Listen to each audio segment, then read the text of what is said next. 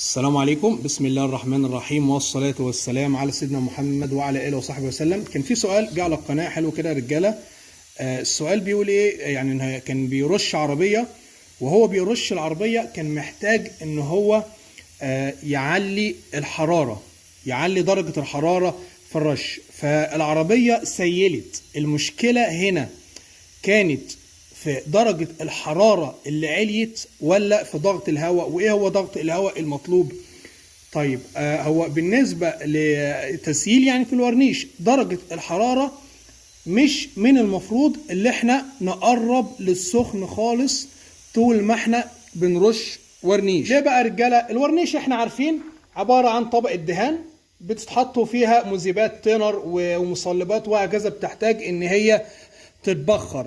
هو السخن فعلا بيساعد ان التسييله تنزل لو في تسييله، يعني انت لو اديت اول وش ورنيش او قفلت ورنيش وعندك تريحه او تسييله، السخن بيساعد ان التسييله دي تظهر، ودي بتبقى مشكله. فالمفروض انت معاك تسييله حصل بالفعل تسييل، مش المفروض انك ترفع سخن خالص. ليه؟ السخن بيخلي الطبقه دي تنشف. السخن بتاع الكابينه بيسخن من فوق لتحت، عكس الانفراريد اللي انتوا عارفينه بيسخن من تحت لفوق، من الصاج لفوق. فالكابينه لما بتسخن الطبقه اللي فوق دي بتخلي التنر مكتوم تحت، فبعد كده بيدبس، وبيخلي التسييله لو التسييله عامله كده، لا بيخلي التسييله تبقى عامله كده، بيساعدها ان هي تنزل، وبيخلي شكلها غير مريح. وغير كده يعني انت قبلك تسييله ما ترفعش سخن، سيب التسييله لغايه ما التنر يتبخر منها. لان في ناس بتحب يقول لك انا معايا تسييله في نص الباب، او يعني هو يكون معاه باب مثلا عدل، يقوم نايم الباب كده وعنده التسييله عند الاوكرا مثلا، يقول لك هرفع سخن عشان التسييله تسيح في نص الباب او في الكبوت مثلا. لا، مش صح. الصح انك تسيب التسييله تسيح مع نفسها. ليه؟ لانك لما بترفع سخن بتحبس التنر تحت، بتخلي الطبقه اللي فوق تنشف، والتنر تحت ده اجباري هيطلع في اي وقت، هيطلع وهيعمل لك التنفيذ بعد ساعه، تاني يوم، تالت يوم هيطلع، لانه تنر محتاج ان هو يتبخر. فالسؤال هنا بيقول درجه الحراره، هل ممكن الحراره تكون ساعدت على التسييل؟ فمش من المطلوب خالص انك ترفع سخن وانت بتسيل وانت بترش، يعني مش مطلوب خالص. السخن ده اطلاقا ما تقربلوش، تسيب الدهان يتبخر براحته. انت عاوز الدهان يستعجل نفسه وينشف الورنيش، يبقى تستخدم تنر سريع، مش تجبر الورنيش ان هي تنشف غصب عنها وترفع لها درجة حرارة سخن. فالكلام ده مش صح. اما بالنسبة بقى لضغط الهواء، ضغط الهواء فعلا عليه عامل كبير جدا في التسييل، لان احنا عارفين المسدسات خصوصا الاتش في ال بي ده، لو علينا ضغط الهواء، يعني نيجي بالمسدس معانا بص نيجي نعلي ضغط الهواء، ايه اللي هيحصل؟ احنا عارفين الرايات عندنا، لو انت عليت ضغط الهواء الرايه بيكون شكلها عامل كده. ده لو انت عليت ضغط الهواء، المسدس مظبوط، مش معنى كده ان المسدس وحش، لا، انت عشان عليت ضغط الهواء فالدهان هيطلع بالشكل ده. ولو قللت ضغط الهواء هتلاقي الشكل مظبوط مع الدهان المظبوط. يعني نيجي نجرب كده يا رجاله، نشوف ضغط الهواء العالي ايه اللي هيحصل. بصوا يا رجاله، شايفين الشكل عامل ازاي اهو؟ ده المفروض المسدس ده مصنع ان هو يشتغل على ضغط هواء 2 بار اللي هو 29 بي اس اي. هو كده ما تجبروش ان انت تعديله 3 او 4 بار. عاوز بقى مسدس 3 او 4 بار، يبقى تجيب المسدسات اللي هي الاتش بي بتاعت زمان الكونفنشنال، دي كانت مسدسات كفاءتها عاليه وبتشتغل على ضغط هواء عالي. انما مسدس زي كده بص اهو، بص هعمل ازاي اهو، تقلل الهواء بقى عشان يظبط معاك، تديله ال2 بار. هنجيب مسدس دلوقتي فيه عداد ونظبط. بص لما نقلل الهواء بدأ ان هو يظبط. هو المسدس هنا الرايه عايزه تنضف شويه، ولكن لما هتيجي تقلل الهواء هتلاقي المسدس ظبط معاك، اداك الرايه بشكل سليم. ولما تعوز تختبر رايه مسدس تقلب الرايه كده بالشكل ده وتبدا تدوس كده. لو الشكل ده، هو الرايه هنا مش مظبوطه على فكره، محتاج انها تنضف بالتينر فرن وفرشه بلاستيك. لو الشكل ده لو جاي لك كده متساوي كده يبقى الرايه دي مظبوطه. فالهواء فعلا عليه عامل، لو انت عليت ده هواء جامد دي معناها دي تسييله. يعني انت لما تيجي ترش الدهان بتاعك كده ده هيكون واخد كتير اهو، انت ماشي بالمسدس اهو، ماشي بالمسدس اهو، وده واخد كتير وده واخد فاضي. اول حاجه خططت، هتلاقي دي واخده كتير ودي قليله كتير، في تخطيط سواء في اللون او في الورنيش. دي اول حاجه. تاني حاجه دي تسييله رسمي، دي كده دي بقت تسييله هتنزل لك تسييله كده، ودي بقت تسييله هتنزل لك تسييله كده اهو. يعني نيجي مسدس زي ده معانا ادي العداد، نظبط ضغط الهواء ازاي؟ ده مسدس بيشتغل برضه، ده مسدس اللي فيه اللي بي غير اللي كان الاتش بي ده.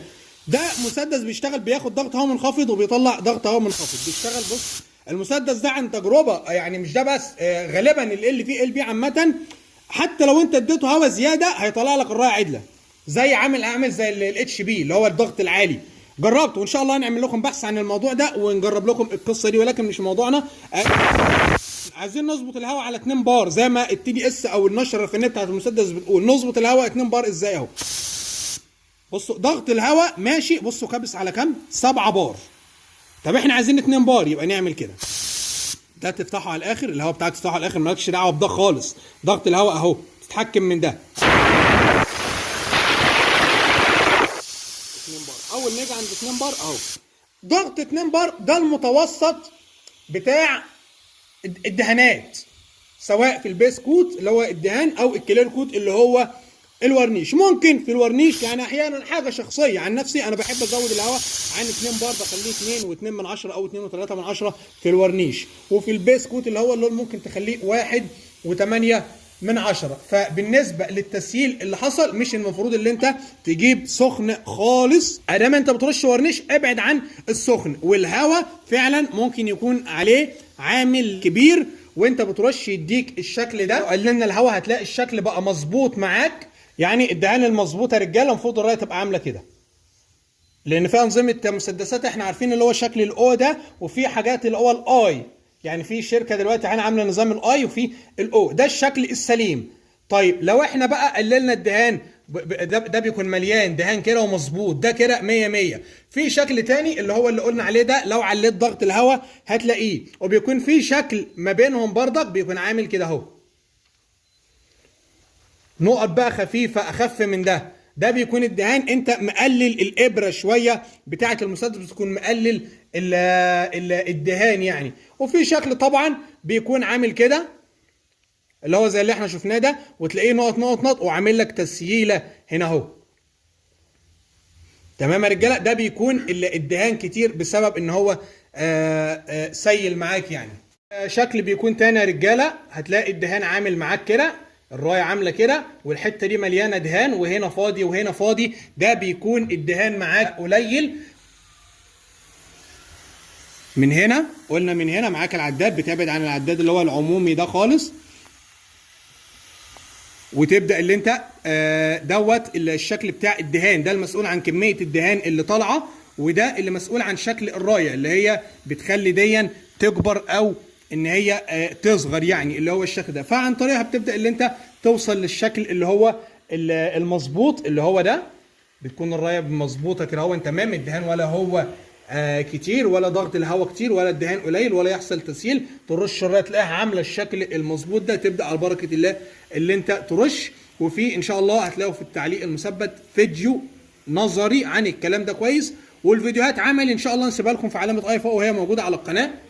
ازاي بقى تعمل الاوفرلاب او التداخل اللي هو نسبه تراكب الرايه، يعني انت رشيت دلوقتي ادي خدت جبده، الجبده الثانيه معاك اللي انت تاخد النص او التلتين بتاعها. ده مشروع بالتفصيل برضك اللي تتجنب التسييل. واما لو حصلت معاك التسييل هتلاقي عندك فيديوهات ازاي تتعامل مع التسييله بشكل سليم. يا رب يكون ردينا على السؤال يا رجاله. الفيديو معلش طول شويه بس هي كانت فعلا محتاجه تفصيل، وان شاء الله يعني الاسئله ان شاء الله يا رجاله، وفي اسئله يعني عايزين السؤال يبقى ايه منظم كده، بحيث ان احنا نحط السؤال على الصوره المصغره يكون سهل الناس تيجي تشوفه تستفاد يعني بالمعلومه مع الغير. ما تنسوش يا رجاله تدعوا لكل الناس اللي شغاله على القناه، اخواتكم يعني تعبانين معانا بصراحه. يا رب الفيديو يكون سهل، ما تنسوناش في الدعاء، والسلام عليكم ورحمه الله وبركاته.